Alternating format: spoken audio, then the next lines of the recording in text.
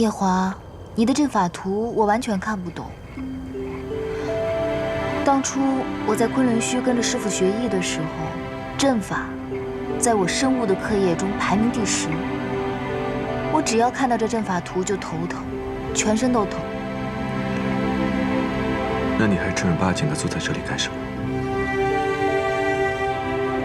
我之前是担心你的手拿笔不利落，不过看来你拿笔的姿势还挺好看的，就想多看几眼。娘亲，娘亲，我的团子回来了，自己拿这么多东西，让他自己来。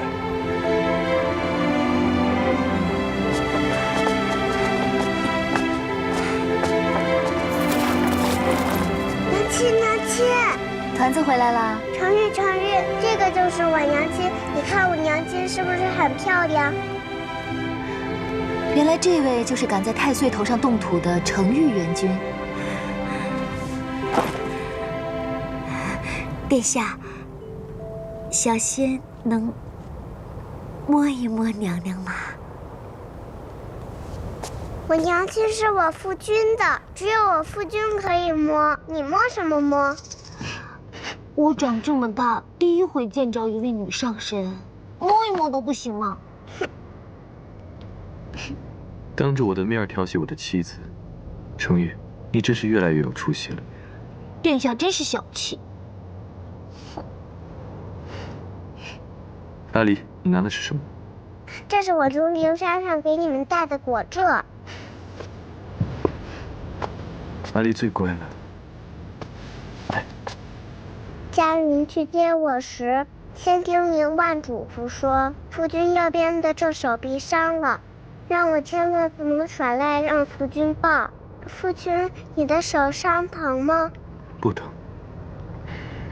夫君，一只手就可以抱起你。哎，没事吧？小心。别担心，前些日子我已经感觉到右手有些知觉了。我自然知道，你的手很快就能恢复了。只可惜你画的一手好丹青，若因此而不能作画的话，日后我同团子的画像还要劳烦他人，岂不太不方便了？要不现在就给你描一幅。现在？嗯。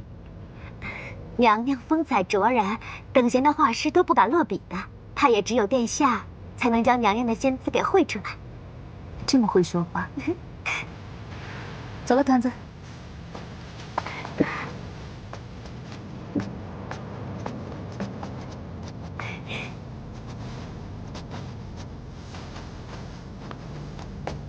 陈玉，哎，你也过来坐吧。好。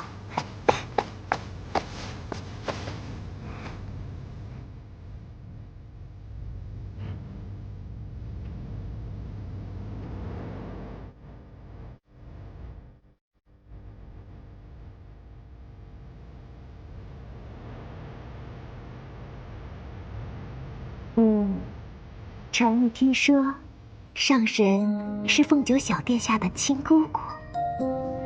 不错。哦，那小仙斗胆，请上神给小殿下捎个口信儿，说我在九重天遇到了麻烦事，要劳烦小殿下上来一趟。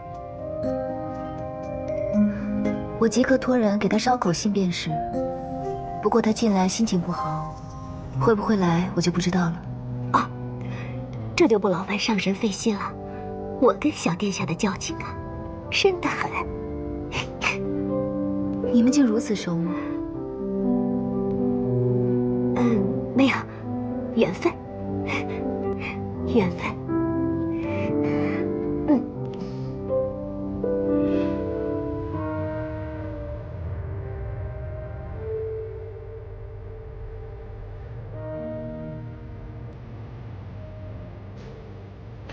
好了，你们可以歇歇了。殿下，小仙坐了这么许久，脖子都快歪了，怎么连小仙的一片衣角都没有啊？程昱，怎么这上面没有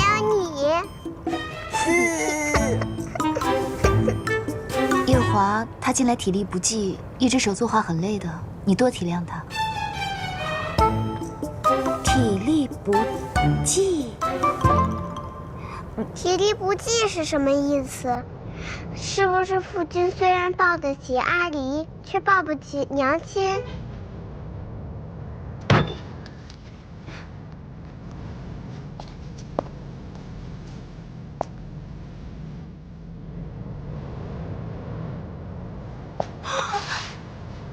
叶华，程昱，把阿离带回店内休息。叶华，是。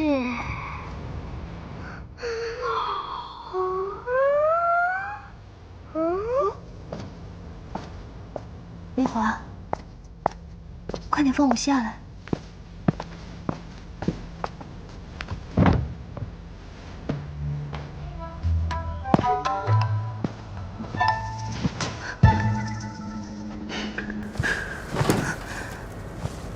叶华，方才我不要去一览芳华，你不要介意。什么？那个，她毕竟是团子的亲娘。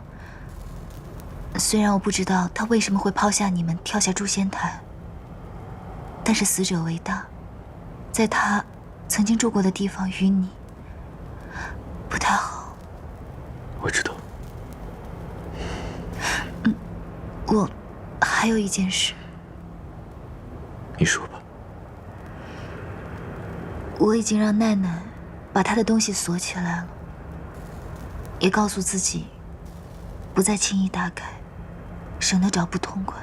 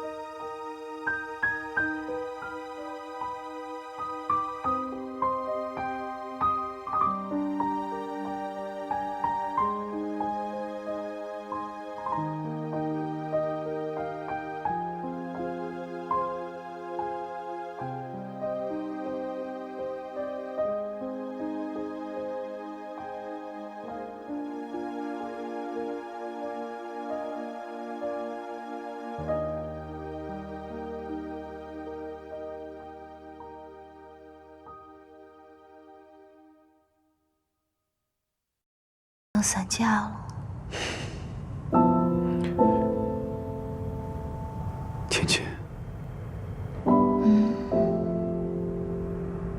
如果真如李靖所说，欧元上神元神一旦归位，东皇钟上的封印也会减弱，金苍破钟而出，那时你会怎么做？怎么了？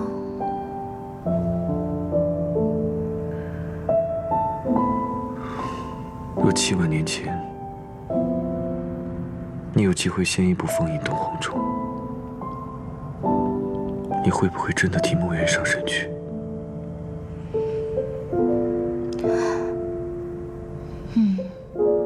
师父待我恩重如山，我有机会替他去，当然会去了。昆仑虚任何弟子都不会犹豫的。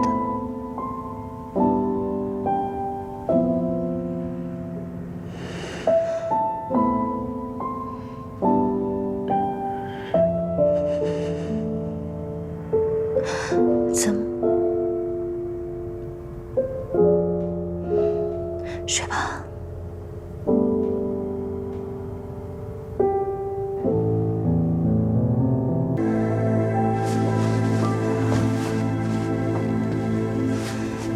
夜华，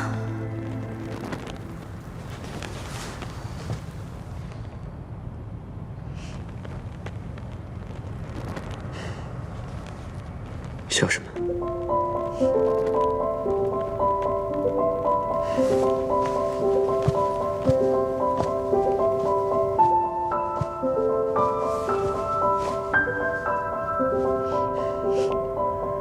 你在笑什么？许多人都会认错你跟我师父，但是我一次也没有认错过。除了初次见你在东海的时候，我愣了一下神。你跟师父还是很不相同的。是吗？师父的眼睛呢，不像你这般漆黑，不像你这样骨水无波的。你说你在神仙里面也算年轻的，怎么这样老成，显得比东华帝君还要老成？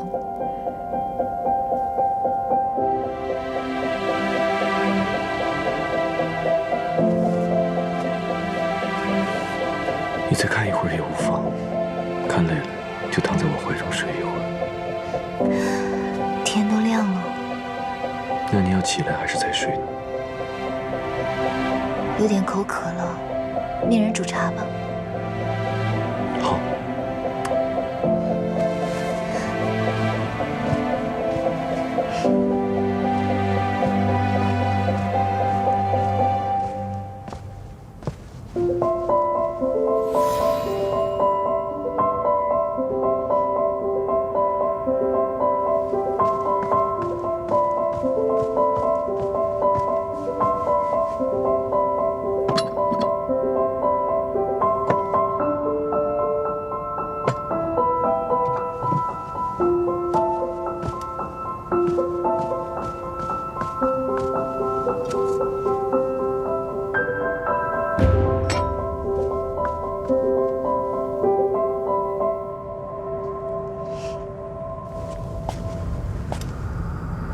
从今日起，你派人时时留意东皇钟，如有异动，立刻来报。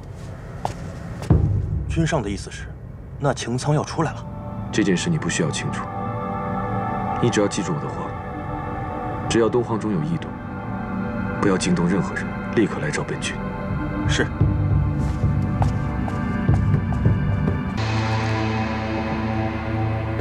娘亲，你看得太快了。你一个小孩子家看那么仔细做什么？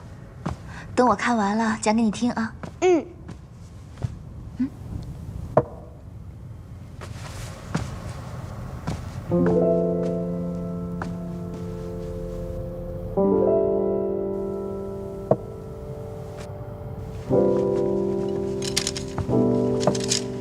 娘娘，都起来吧。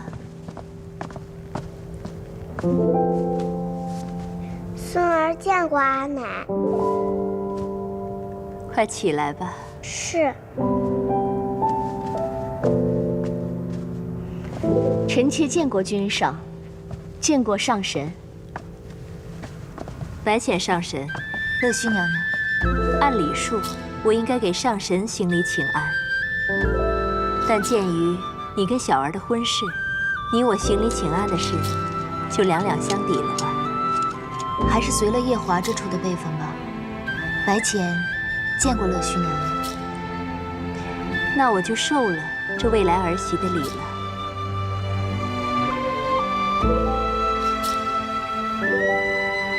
君上，夜华，你看你总忙于政务，茶都没来得及喝就凉了。母妃让人再去沏一杯新的给你，好不好？何必如此麻烦？此茶的温度正合儿臣的胃口。哎，那茶不能喝。这茶有什么问题吗？啊，我只是担心你喝了凉茶，身体会不舒服。你毕竟才刚大病初愈，万一喝了凉茶，身体又病了怎么办？母妃不必忧心，此茶正是浅浅为我准备的，里面添加了不少折颜上神给他的养生补气丹药，正是用来调理身子的。他怎么知道我偷偷放了调理的丹药？原来如此，上神有心了。娘娘无需客气，毕竟夜华也是我未来的夫君，我也希望他尽早调理好身体。话说到这儿，让本宫想起来你二人的婚事。上神已经先后来九重天2趟了，如今也没有要走的意思。要不然，把婚事提到日程上来吧，把这桩喜事提前办了。一来合乎天族的传统，二来也算了了天君和夜华夫君的心事。上神意下如何？虽然我是青丘的女君，但是我毕竟上面还有父母在，婚事也要先问过他们。好，这样我跟天君先说一下，提前准备着。毕竟天族和青丘的婚事是大事，马虎不得。阿奶，阿弟喜欢你。哦，那你的意思是平时就不喜欢我了？平日也喜欢，但今日最是喜欢。阿弟就盼着夫君和娘亲能早日成婚，这样一来，阿弟就能光明正大去找娘亲了。哦，那要是不成亲的话，你就找不到娘亲了。若不成亲，娘亲她总是要顾及天族规矩，偷偷来寻夫君。你看这次就又是深夜偷偷来夫君的寝殿。若每次都这样，阿弟找起来实在不方便。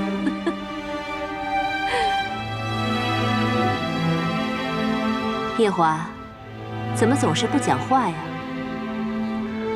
正如母妃所言，此乃天族和青丘的大事，须得由天君和胡帝商谈，急不得。你心里有数便是最好。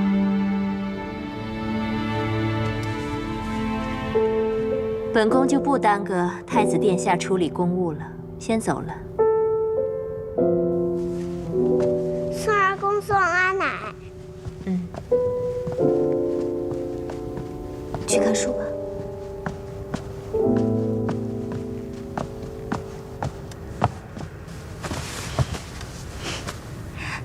你怎么知道我在你的茶里面下了调养的丹药啊？连我母妃都晓得这茶有蹊跷，我若不清楚，岂不显得昏庸无能？哎呀，原来乐须娘娘来就是为了这个事情啊！我说她怎么来的这么匆忙？你们天族规矩真多，心思真多。怎么如此看我？没什么，只是觉得这一趟东海瀛洲去得值。如今你与我说话，都活泼了不少。我年少时就是这个性子，只因现在活了14万年，四海八荒称我一句姑姑，自然不敢言语太过轻浮。哎，我们的婚事你是怎么准备的？这是大事，必须从长计议。这几日东华帝君刚回来，有许多事要跟天君商议。待过几日，天君空闲下来，我亲自去与他奏请完婚。要等这闷葫芦，不知又要等到何时。我先去和几个哥哥招呼一声，让他们在阿爹阿娘跟前说说，免得日后闷葫芦去了被刁难。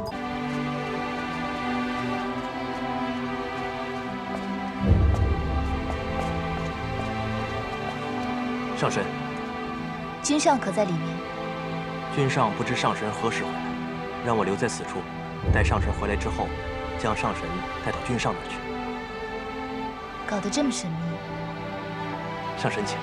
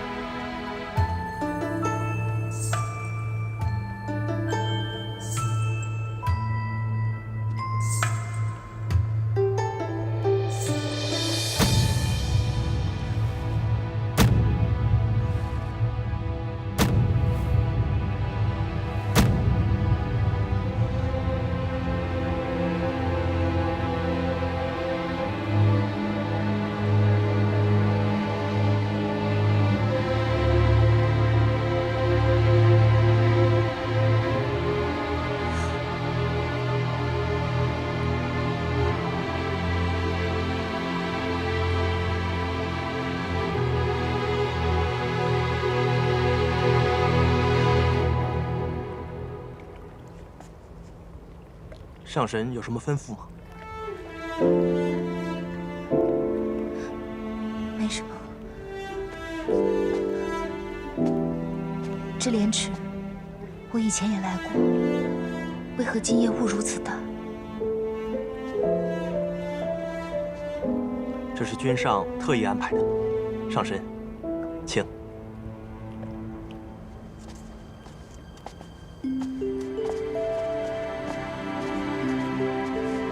臣等拜见姑姑。倩倩，来，过来。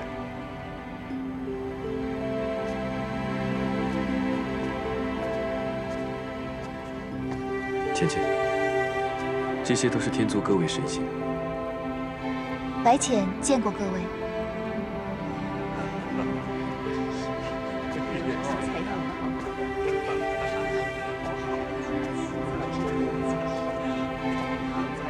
你怎么摆着天族太子的阵势来迎我？你可是九重天的太子妃，当然必须如此。没想到你这个人有时候……什么？还挺讨人喜欢。只是讨人喜欢吗？阿离拜见夫君娘亲。快来。娘亲怎么又偷偷跑来这里了？阿离以为要好些日子见不到你。娘亲去青丘找你的几个舅舅了，让他们安排安排，让娘亲尽早嫁给你夫君。真的太好了！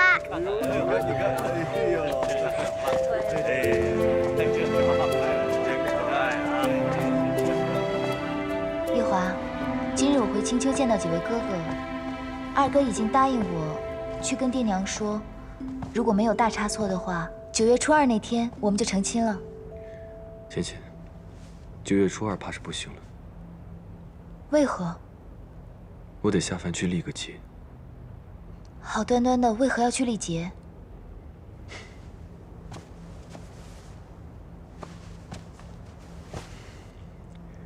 此次下凡，和东海瀛洲那4头凶兽脱不了关系。虽然我毁了神之草是一件大功德，但是杀了那4头凶兽，这是一件大罪过。毕竟他们体内有附身一半的神力。如此功过相抵，还余下不少罪过，我便得接受惩罚，下凡去历劫。竟然是因为那4头凶兽。当初他们伤了阿爹的时候，我就十分不待见他们。看起来，他们真是与我命中相克。所以，你这一去要多久呢？在凡间历60年的生死劫，算起来，也不过与你分开2个月罢了。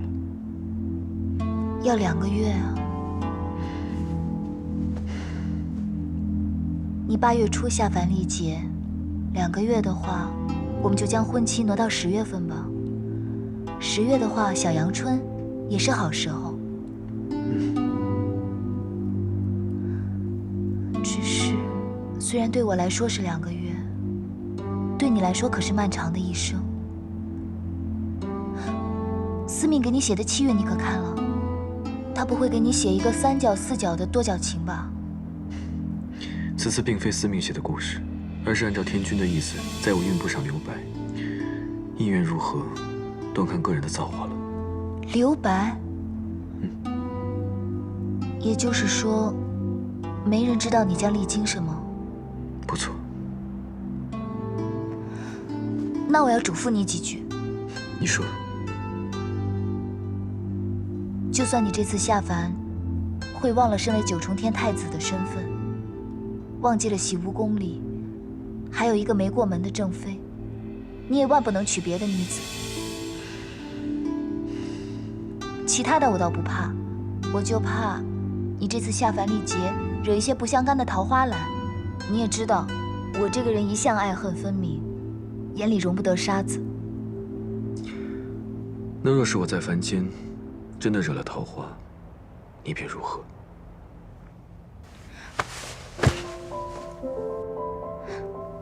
若真有那个时候，我便将你抢回青丘，锁在狐狸洞中，让你日日只能看见我一个人，让你用膳的时候看着我，看书的时候看着我，作画的时候也看着我。若真是如此，我倒想你现在就把我抢回去。那我们就说定了，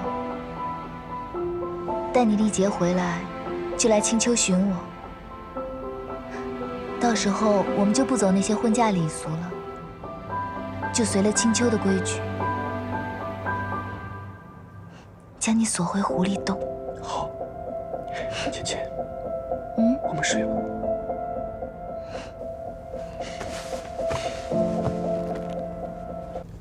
去吧，我去见过天君之后就下凡了。为何不让我送你去凡间？不过就2个月。若有人知道青丘的白浅上神亲自去送，不怕旁人笑话你。你们天族的规矩真是麻烦。对了，有一个东西要拿给你，这个你拿着吧。御魂。你可知离境为何把这个给迷谷？应该是因为在东海瀛洲的时候，我救了他和他妹妹。既然你救了他们，这个你收着也无不妥。你不感到奇怪，为何我收得如此痛快吗？你应该是怕离境借着这个来寻我吧？那我先走了。去吧。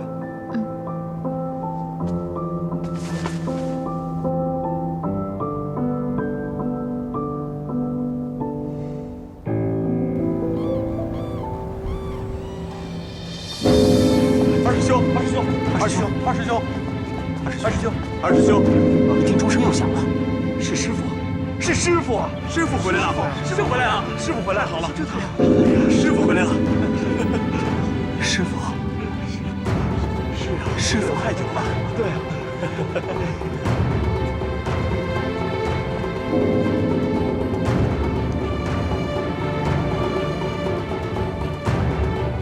是昆仑虚。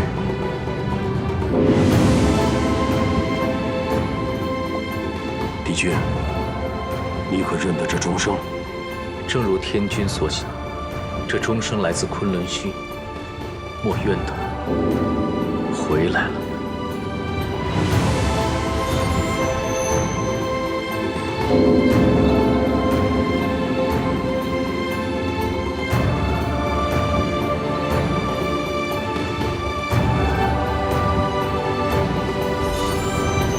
小五，大约今日你便能一偿多年的夙愿了。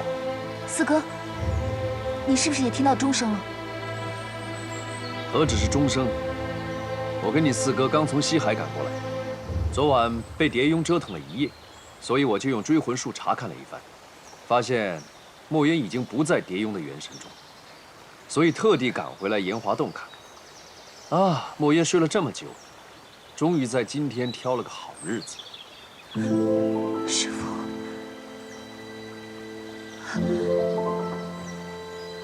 师父他要醒过来了。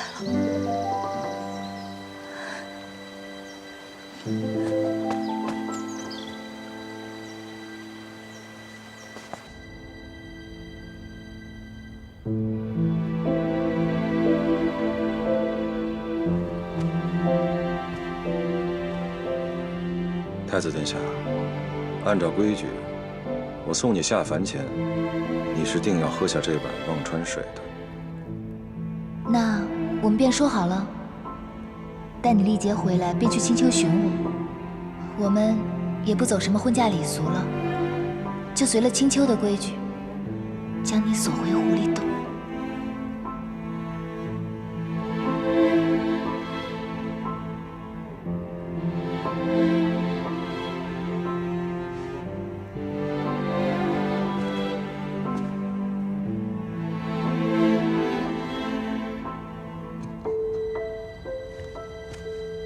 芊芊，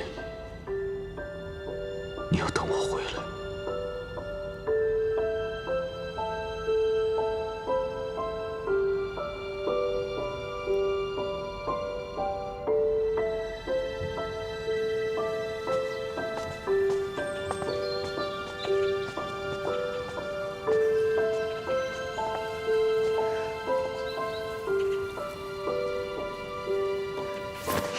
哎，你这是要做什么？我想让自己变回男儿身。毕竟以前师父见我都是司音的模样，应该认不得我现在的样子。凭墨渊的修为，早看出你是女娇娥，没有揭穿你是看在你爹你娘的面子上。你真以为你可以糊弄他2万年啊？之前四哥也是这样跟我说的，可我总觉得师父还是见惯我司音的模样。你就别再自欺欺人了，去吧。别怕，快去看看你师父。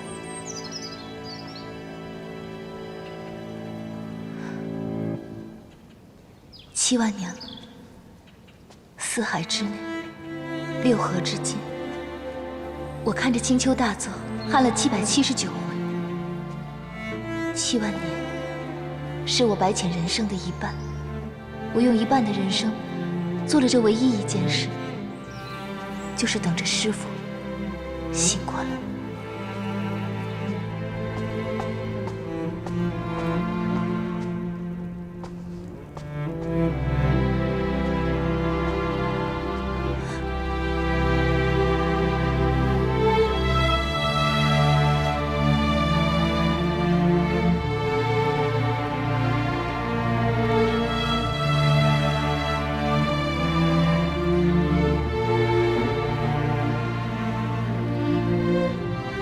从今日起，你就是昆仑虚墨渊战神座下17弟子，司音神君。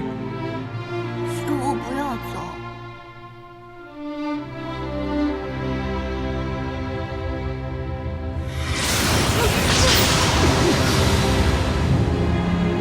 师父，这天天引我来生啊，师父！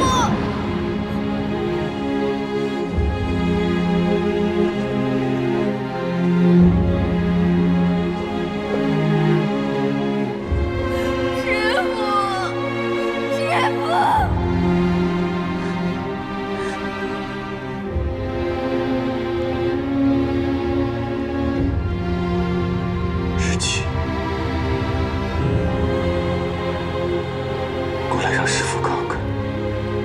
你这些年有没有长进？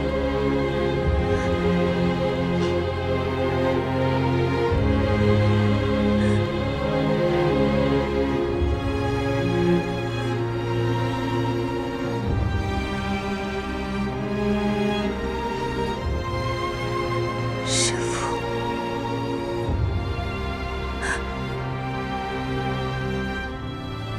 果然是我的小世纪。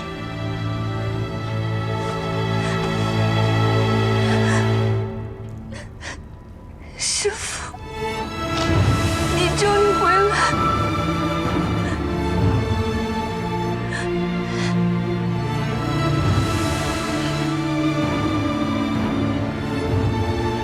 没错，师父回来了。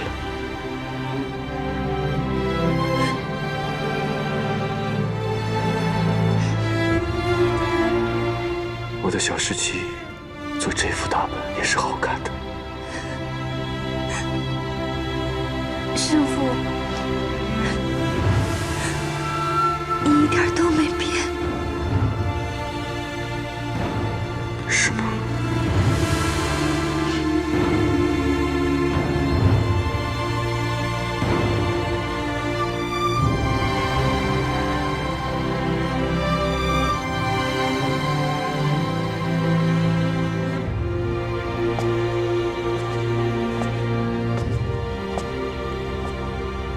墨渊，经过了7万年，你终于醒了。7万年。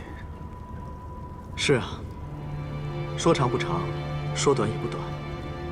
小五为了你，也在青丘藏了7万年了，只为守着你的仙身，等你回来。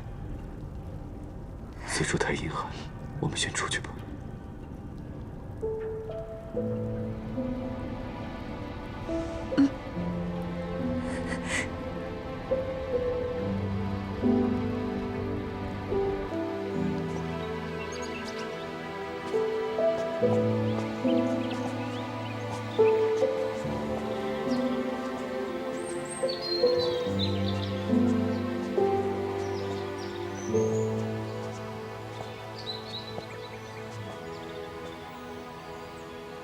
这7万年，想必你也吃了不少苦啊。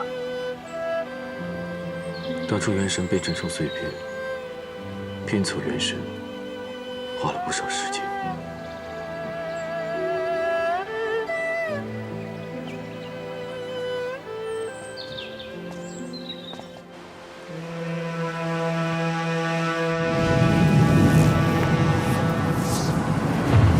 墨渊，你终于醒了。你以为这东皇钟上没有你的元神，还能压得住我吗？给我些时间，不会太久，我们就会相见。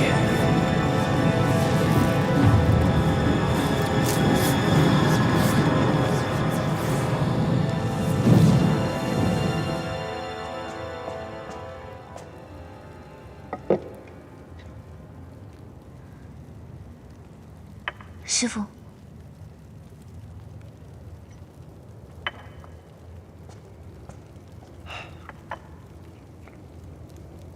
哲言，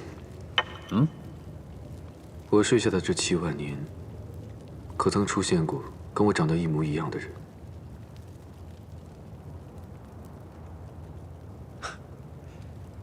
是有这么一个人，你这小徒弟跟他还很熟呢。小世纪，你认识？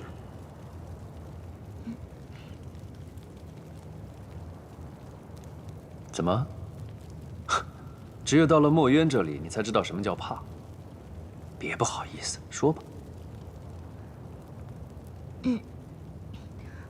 师父说的这个人，大约就是徒儿的未婚夫，天族太子。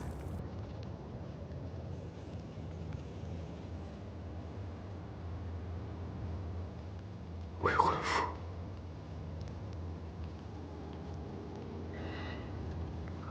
他叫什么名字？何时出生的？他叫夜华，大约7万年前，我将师父带离昆仑虚的时候，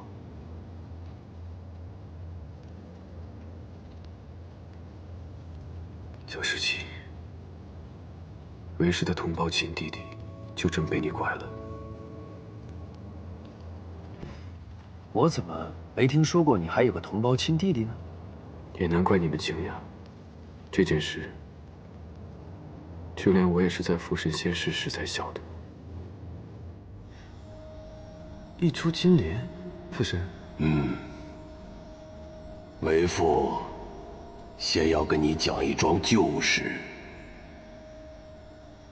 那年四季摧，天地崩，你的母亲为了不成天的4根大柱子，大大的动了胎气。生产时本是双生子，可也只保住了大的，没能保住小的。那个大的就是你。我还有个弟弟。为父深感对不住你弟弟，就耗尽了半生的法力，做了仙胎，运用仙胎做了一株金莲。如今我即将身归混沌，便将你弟弟的仙胎托付于你。你要把它养护在昆仑虚的莲池中，盼望能有朝一日，他能降生于世间。你和他血脉相连，但愿能有机缘唤醒他，护他周全。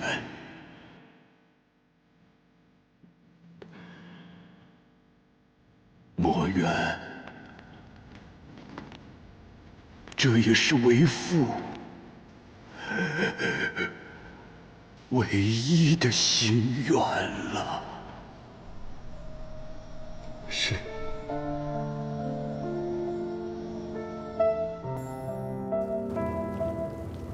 大约是我以元神升级东皇钟时，他终于醒了。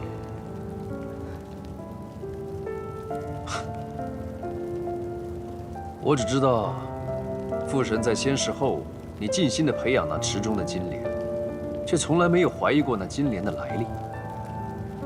也难怪啊，在你魂飞魄散时，那金莲就哭了。没多久，天族的乐须娘娘就生下了太子夜华。怪不得那小子出生的时候，72只五彩鸟绕梁81日，东方的烟霞晃了3年，竟然是墨渊上神的胞弟。想来倒也是，也只有墨渊上神的胞弟，父神之子，才会有如此天地同贺的境况。那9重天上的史籍明明白白地记载着，父神就只有墨渊上神一个儿子。看来这些史籍是完全不能相信的。相信这些史籍，还不如去看司命写的那些画本子。众人都说夜华生得像师傅，就连我初次见他也险些认错，却没人能想到夜华和我师傅竟有这样一层关系。17，我想见见我那胞弟，他现在可好？师傅，你现在刚刚醒过来，想要恢复到以前的样子，还需要闭关一段时日。夜华，他如今也在凡间，我也寻不到他。不如等师傅你调养好了，我将他带来你面前。也好，那我闭关昆仑虚，静待他归来。你的师兄们可好？7万年前，师傅您仙逝以后，师兄们找了我们将近几千年，后来便被家里人一一带走，履行各自的使命去了。如今昆仑虚已经不是当年的模样了。况且，我也不想让师父看到昆仑虚如今的样子。无妨，我们即刻动身回昆仑虚。弟子遵命。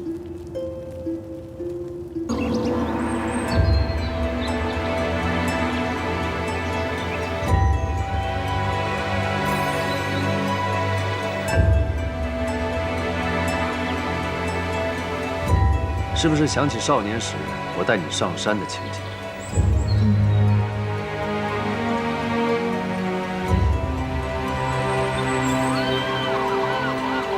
怎么我在昆仑虚学艺这2万年，昆仑虚一向低调，这不过才过了7万年，竟变得如此高调了？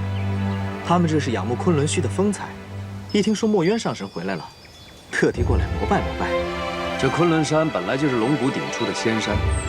或许他察觉到墨渊要回来了，振奋的以龙气相迎罢了，所以吸引了这些小神仙。为了不打扰这半座山的小神仙们看热闹，我们还是稍作隐蔽吧。好。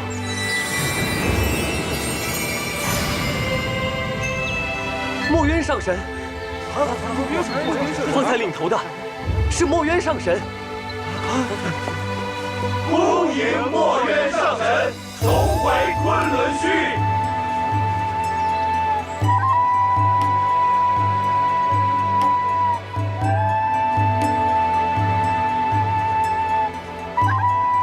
弟子恭迎师父。为师让你们久等了。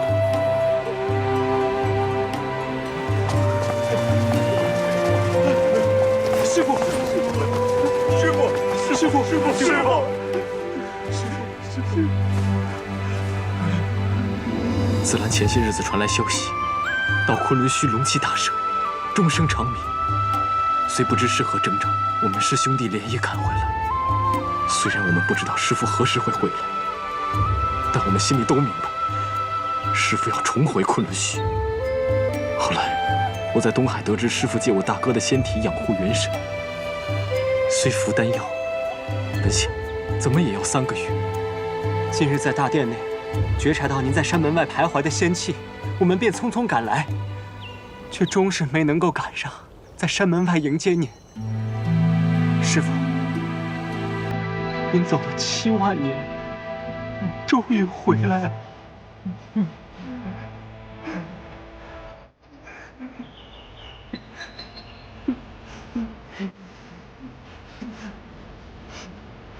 起来吧。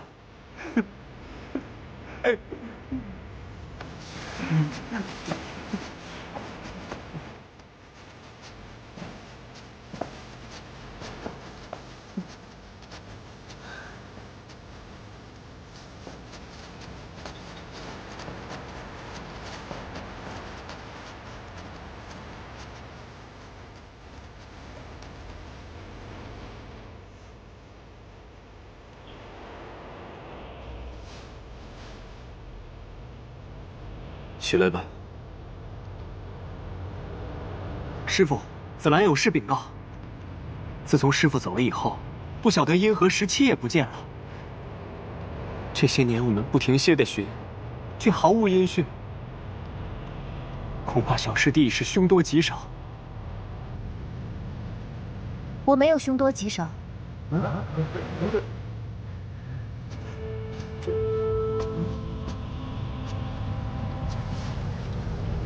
诸位师兄，我就是司音。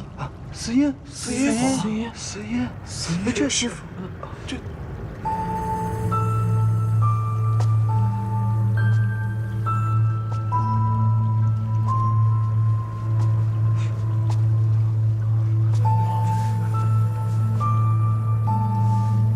师傅，17，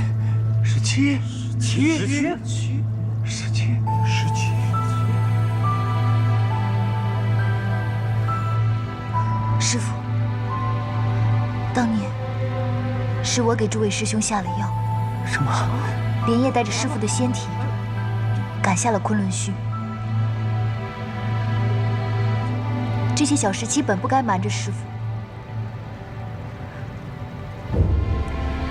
但刚才16师兄没有提及此事，想必也是为了保全我。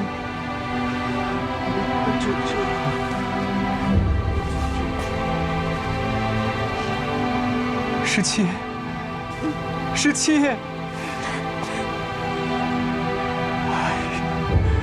石师兄说过，司音为了躲我们隐姓埋名，这些年我们师兄弟们寻遍四海，找遍八荒，到处找你都找寻不到。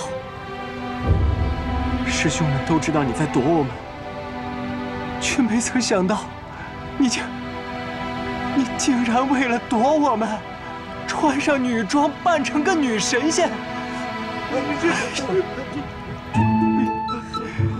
紫兰师兄，你真的觉得我这张脸是男扮女装吗？你从不与我们共浴，既然竟是这个道理，你竟然是个女孩家。不错不错，就是个女娇娥。我还怕你不敢坦诚，方才见你一身女装过来了，我就晓得了。只是不敢替你说穿呐。啊！原来大师兄你早就晓得，居然还躲在一旁看戏。不敢看戏，不敢。如今17可是青丘的白浅上神，四海八荒之内都要尊称一声姑姑。论阶品呢，我还得先行礼问安。所以啊，16，我怎敢妄自给17下定论呢？他不开口，我怎敢先说？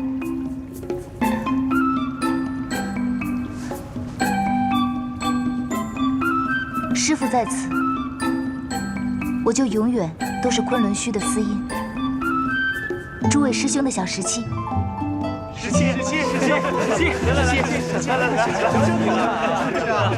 来，17啊，这么多年，我完全都没看出来你是女儿身啊！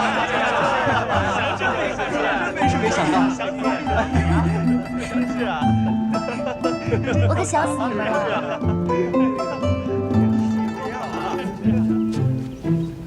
我本来以为师父要3个月才能醒过来，没想到这么短的10日就醒过来了，真是太不可思议了。唉，倒也不枉夜华这小子散了他一身修为，才能让墨渊这么快醒过来。这夜华真是个实实在在的情种啊。不过小五，你这时运也太不济了，刚还清墨渊的，这又欠下夜华的。墨渊你还得清他7万年的心头血，这夜华4万年的修为，你可怎么还啊？我是觉得，我跟夜华终归是要做夫妻的，这夫妻间本就该相知相爱，谁欠谁的不必分得那么清楚。四哥觉得呢？我先回房间了。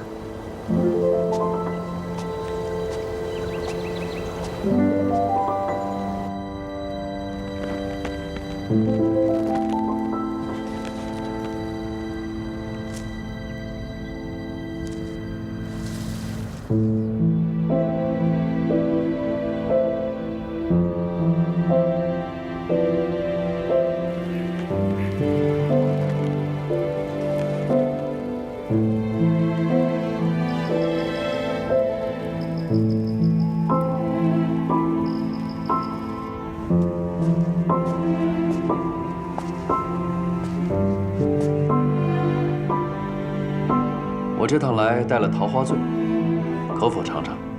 好。怎么这么痛快？昔日你可是不轻言碰酒的。我有许多话要问你，不就着酒来说，岂不寂寞？当年17为何带着我的仙体回了青丘？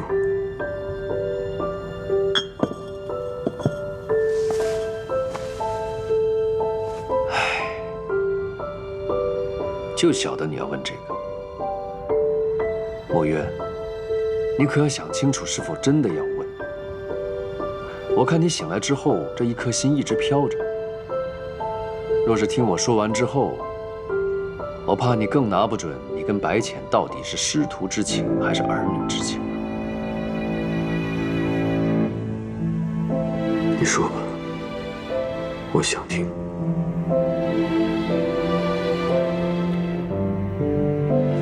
你那时魂飞魄散后，17就抱着你的尸体坐在弱水河畔，谁都不能靠近，疯了一般，一定要异族给你陪葬。17，睡了吗？已经睡了。睡了你还说话？我进来了啊。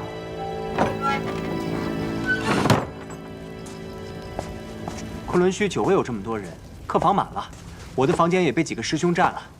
今夜啊，就在你这儿凑合凑合，等明日再收拾新客房。哎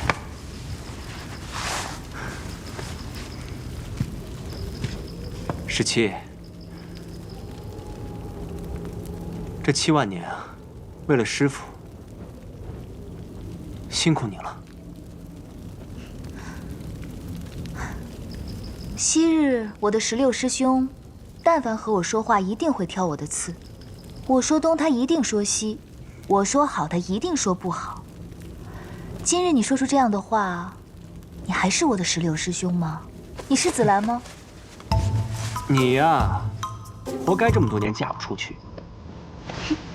果然是紫兰，也活该你这么多年娶不到妻。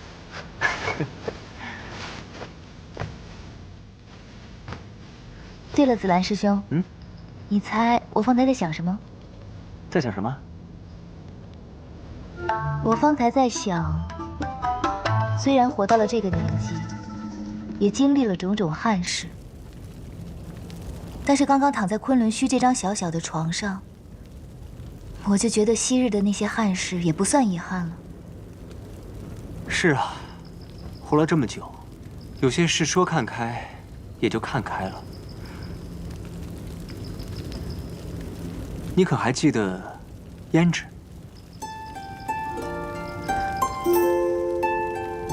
那个异界的小公主。弱水一战之后，就再也没有见过她。我记得这个女孩子善恶分明，挺讨人喜欢的。是啊，特别讨人喜欢。紫兰师兄见过她？这些年在山下寻你的时候，曾有机缘见过几次。听师兄的语气，大概是动情了。来聊聊。时候不早了，早些睡吧。一说到正经的就睡了，不聊了。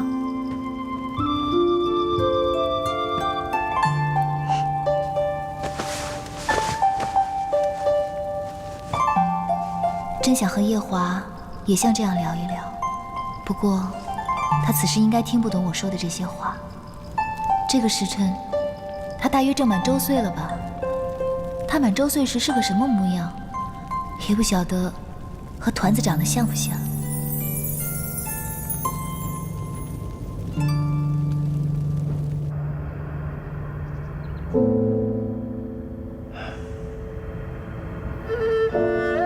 就在这里，就为了替你取心头血。取了之后，用完，小心翼翼地一口一口喂给你喝。若说他这么做是为了救活你，也就算了。可他根本不知道你是否真的会回来，只是为了要帮你保住你的仙身，用他青丘九尾狐一族的血，为你保住那个早已经没有元神的仙身。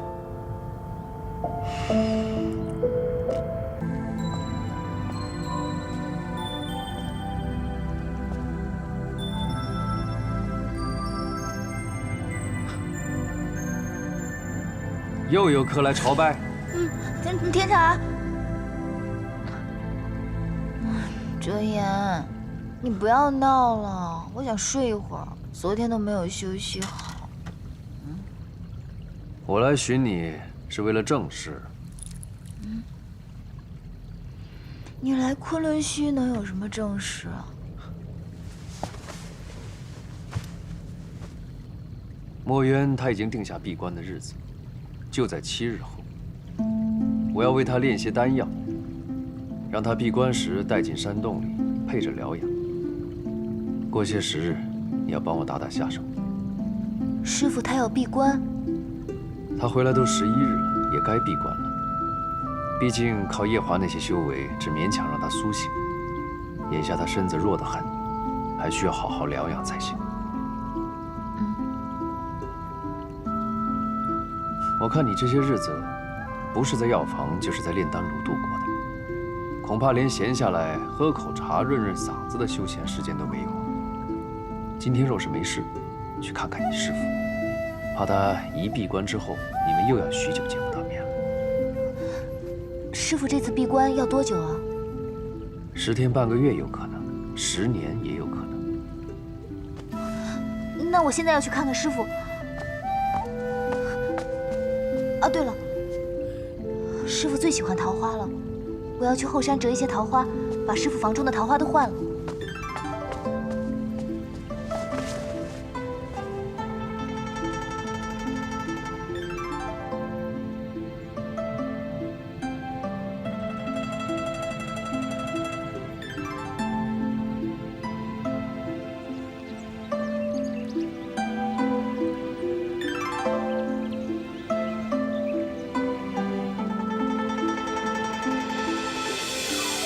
最喜欢听师傅弹琴了，感觉心情都可以变得清静一些了。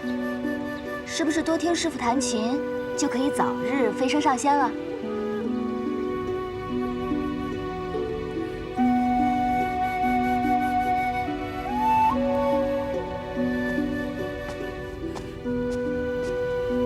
师傅，徒儿明日就去帮折颜给您炼丹药了。徒儿好几日都没办法来请安了。今日特地将师傅屋中的桃花换了新的，这桃花一日不换便不好了。我已经嘱咐16师兄了，之后日日为您换新的。你今夜过来，为的只是这桩事。师傅，自打您回了昆仑虚以后，日日都在忙，都没有好好跟您说说话。而且我听折颜说，您之后又要闭关了，可能是10天半个月，也可能是数年，所以我就想来见见师傅。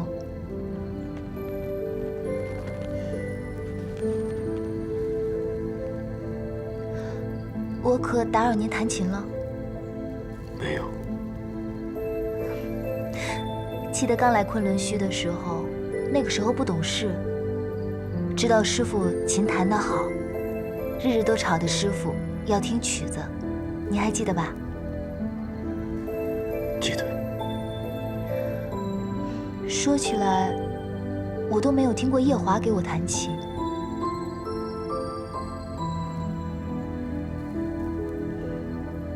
夜华对你可好？他待我的好，跟师傅待我的好不一样。总之也是十足的真心。那便好。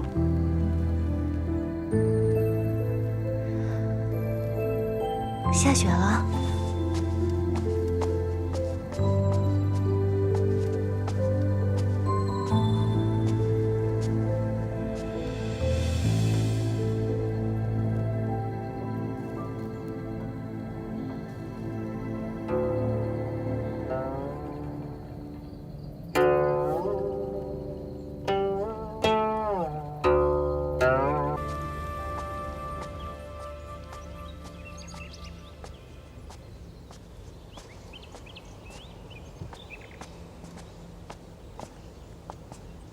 师傅，这是之前折颜炼好的丹药。师傅，你一道带入洞中吧。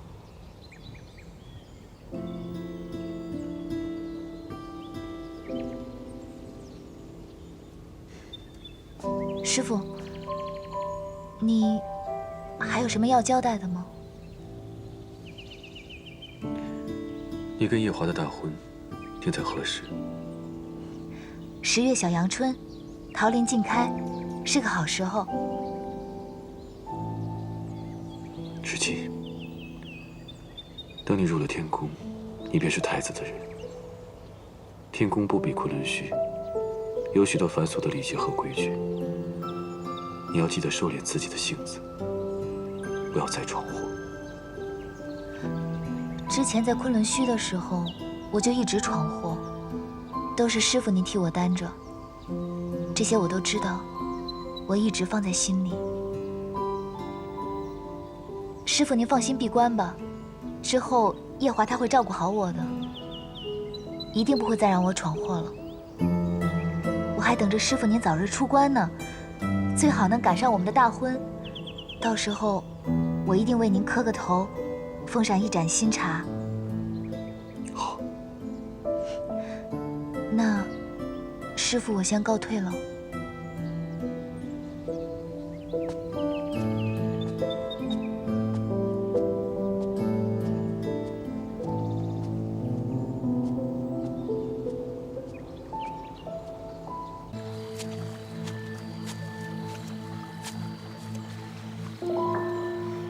你不是在昆仑虚吗？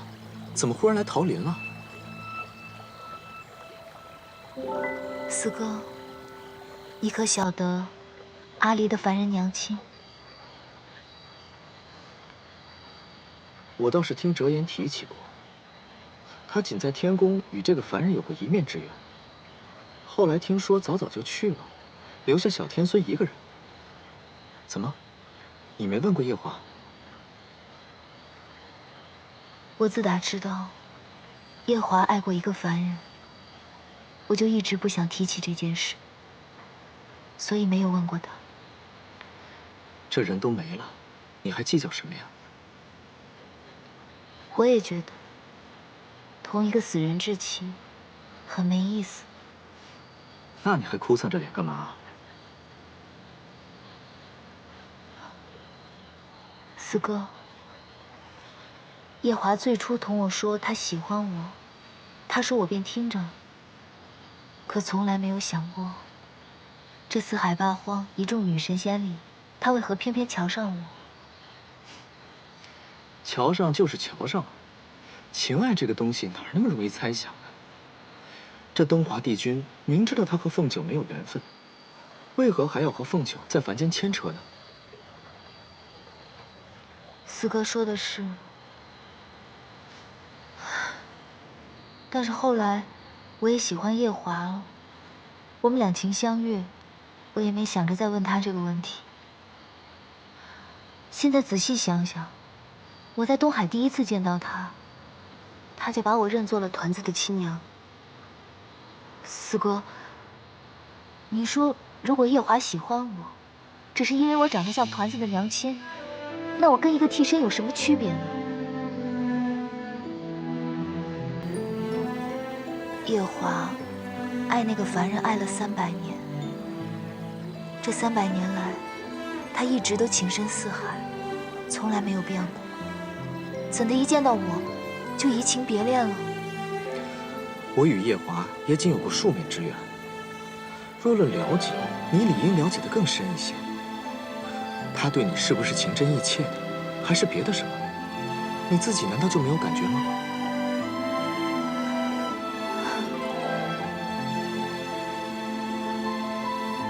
要不是今夜，我看到夜华与团子娘亲的人偶如此亲近，我是否还可以骗自己？他对我是真心实意的。我爱夜华是因为我爱他这个人，但如果夜华爱我，只是因为我长得像团子的娘亲，他对那凡人的相思不得，转而求其次才找的我，他这种抬爱，我实在受不起。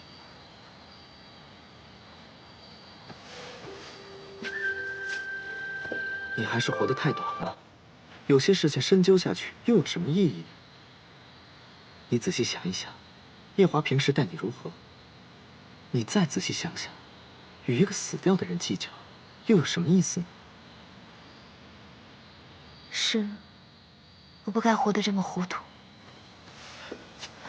小五，哎，丫头，你干什么？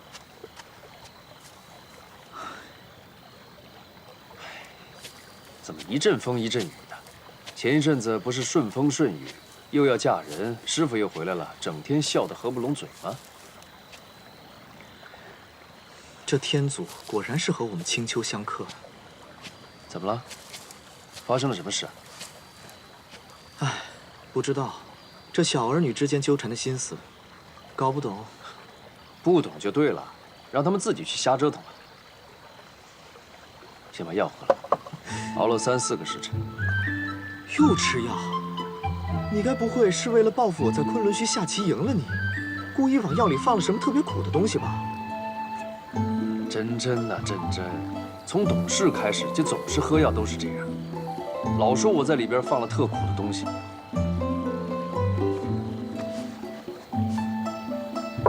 那特地跟昆仑虚弟子讨的上好的桃花蜜。你把我当1岁娃娃哄啊？吃药配花蜜？